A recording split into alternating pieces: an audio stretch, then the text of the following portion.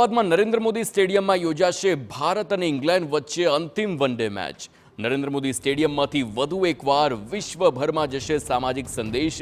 Match જોવા આવતા પ્રેક્ષકોને અંગદાન અંગે જાગૃત કરી પ્રતિજ્ઞા લેવડાવવામાં આવશે।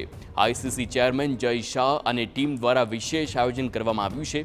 ક્રિકેટના મેદાન થકી અંગદાન અંગે લોકોમાં જાગૃતિ લાવવાના પ્રયાસો। અંગદાન કરાવવા ભારતીય ક્રિકેટ ટીમના ખેલાડીઓએ અપીલ પણ કરી છે।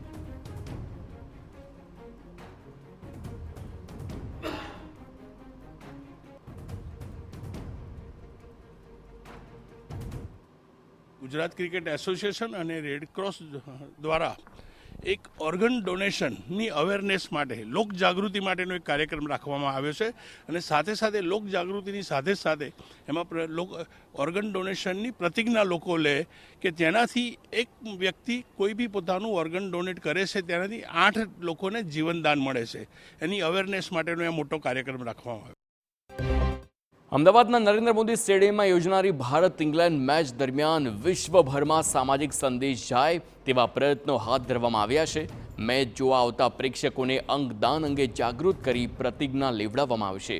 મહત્વનું છે, જીસીએ અને આઈસીસી ચેરમેન જય શાહ દ્વારા અંગદાન અને જાગૃતિ માટે વિશેષ આયોજન કરાયું છે, જેથી 1 લાખથી વધુ લોકો અંગદાનના શપથ લેશે। એટલું જ નહીં, મેચની ટિકિટ પર QR કોડ પણ છપાયો છે, જેને પોતાના મોબાઈલથી સ્કેન કરી પ્રેક્ષકો અંગદાનના શપથ લેશે। વિશ્વના સૌથી મોટા ક્રિકેટ સ્ટેડિયમ એટલે કે નરેન્દ્ર મોદી સ્ટેડિયમમાં ભારત અને ઇંગ્લેન્ડ વચ્ચે ત્રીજી ઓડીઆઈ મેચ રમાવા જઈ રહી છે। આ મેચ દરમિયાન 1 લાખથી વધુ પ્રેક્ષકો અંગદાનનો સંકલ્પ લે તેવી ઈચ્છા આઈસીસી ચેરમેન જય શાહની છે અને તેના જ ભાગરૂપે વિશેષ આયોજનો પણ કરવામાં આવી રહ્યા છે। કહેવાય છે કે એક વ્યક્તિએ આપેલું અંગદાન 8 લોકોનું જીવન બચાવે છે। તેના જ ભાગરૂપે વધુમાં વધુ અંગદાન થાય તે માટેની જે કોશિશ છે તે કરવામાં આવી રહી છે। જે ટિકિટ આપને બતાવવા માંગીશ કે જે વેચવામાં આવી રહી છે, એ ટિકિટ ઉપર એક બારકોડ આપવામાં આવ્યો છે કે જે બારકોડ સ્કેન કરવાથી જે વ્યક્તિ છે, જે પ્રેક્ષક છે, અહીંયા આવે છે તે સીધી પ્રતિજ્ઞા લઈ શકે છે।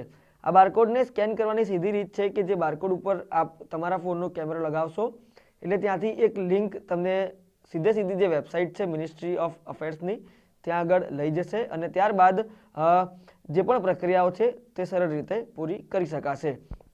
ખાસ કરીને જે આયોજન કરવામાં આવ્યું છે જિંદગી બચાવવાનું અને 1 ડોનર કેન સેવ 8 લાઈવ્સ સહિતની જે બાબતો છે તેનો ઉલ્લેખ અહીંયા કરવામાં આવ્યો છે।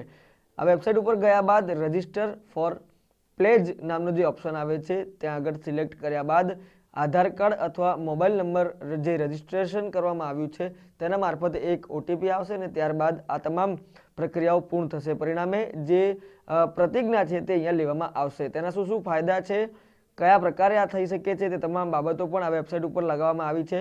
ન માત્ર એટલું પરંતુ અત્યાર સુધી કેટલા લોકો દ્વારા આ જે પ્રતિજ્ઞા છે તે લેવામાં આવી છે તેનો પણ ઉલ્લેખ અહીંયા કરવામાં આવ્યો છે। એટલે કે કહી શકાય નરેન્દ્ર મોદી ક્રિકેટ સ્ટેડિયમમાં મનોરંજનની સાથે સાથે લોકોની જિંદગી બચે, સામાજિક જે કાર્ય છે તેનો મેસેજ અમદાવાદની ધરતી પરથી વિશ્વમાં જાય તેવું કાર્ય હાથ ધરવા જઈ રહ્યું છે। કેમેરા પર્સન અરવિંદ સાથે રોનક વર્મા, TV9 અમદાવાદ।